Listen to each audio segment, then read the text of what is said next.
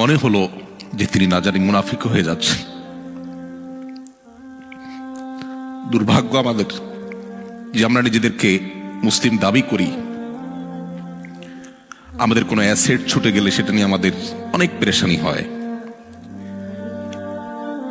দেশে হয়তো আমার কোনো অ্যাসেট আছে, সেটা কেউ দখল করে ফেলছে, এটা নিয়ে আমাদের অনেক পেরেশানি হয়, হওয়াটা স্বাভাবিক। কিন্তু আমার ঈমান দুর্বল হয়ে যাচ্ছে কিনা, আমি কুফরের কাছাকাছি চলে যাচ্ছি কিনা, আমার ইসলাম দুর্বল হয়ে পড়ছে কিনা, সেটা নিয়ে আমাদের তেমন কোনো পেরেশানি হয় না, সেটা নিয়ে আমাদের কোনো চিন্তা হয় না।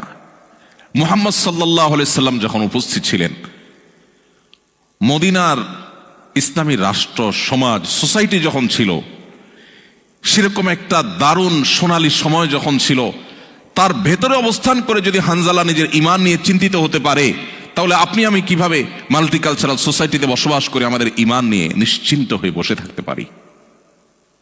ভাইরা, ঈমানকে সেভ করার জন্য, ঈমান নিয়ে আপনার ব্যাকুলতা, আপনার বিচলিত হওয়া, ঈমান নিয়ে আপনার পেরেশানি, ঈমান নিয়ে আপনার ভাবনা, এটাই আপনাকে সেভ করার জন্য সবচেয়ে বড় সহযোগিতা করবে ইনশাআল্লাহ।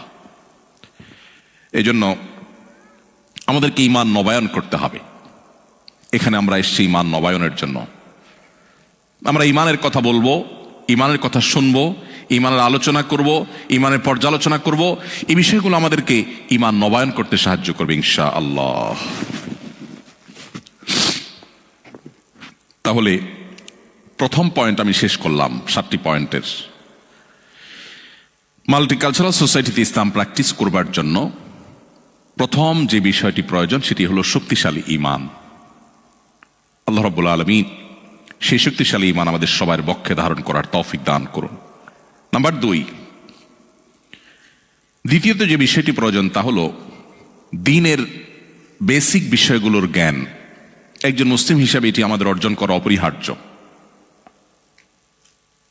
আমি যেটি একটু আগে বলছিলাম যে আমরা অনেকেই শুধুমাত্র মুসলিম ঘরে জন্মগ্রহণ করেছি, মুসলিম ফ্যামিলিতে বেড়ে উঠেছি, এই কারণে নিজেদেরকে মনে করি যে আমি মুসলমান হিসাবে আমার যতটুকু জানা দরকার, সম্ভবত আমার কাছে সাফিসিয়েন্ট নলেজ এবং ইলম আছে, অথচ আমি নিয়মতান্ত্রিকভাবে ইসলামটা শেখার চেষ্টা করিনি।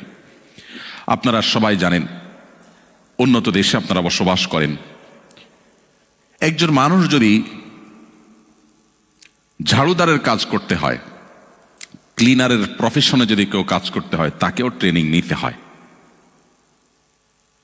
তাকেও নিয়মতান্ত্রিক সেটার জন্য শেখা, প্রশিক্ষণ নেওয়ার কাজগুলো আঞ্জাম দিতে হয়, তারপর সে তার কাজটাকে প্রপারলি করতে পারে।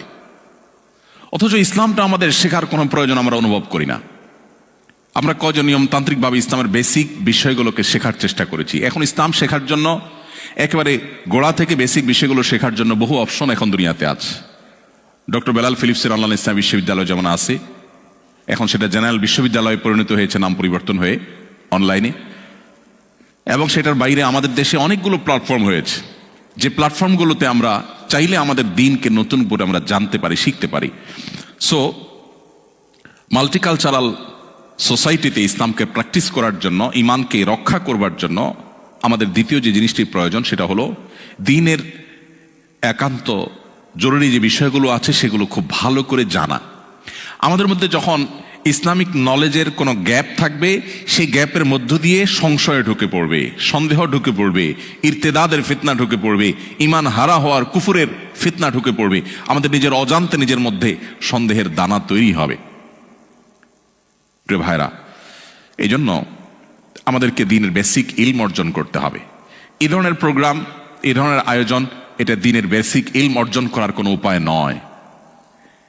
এগুলো থেকে হয়তো আমরা মোটিভেশন নিতে পারি, কিন্তু দ্বীনের বেসিক ইলম অর্জন করার জন্য নিয়মতান্ত্রিক, আপনাকে এখানে কোনো মসজিদে নিয়মতান্ত্রিক কোনো সেখানের কোনো ক্লাস ভিত্তিক পদ্ধতি, অনলাইনে অফলাইনে কোনো বই ভিত্তিক প্রচেষ্টা আপনার থাকতে হবে।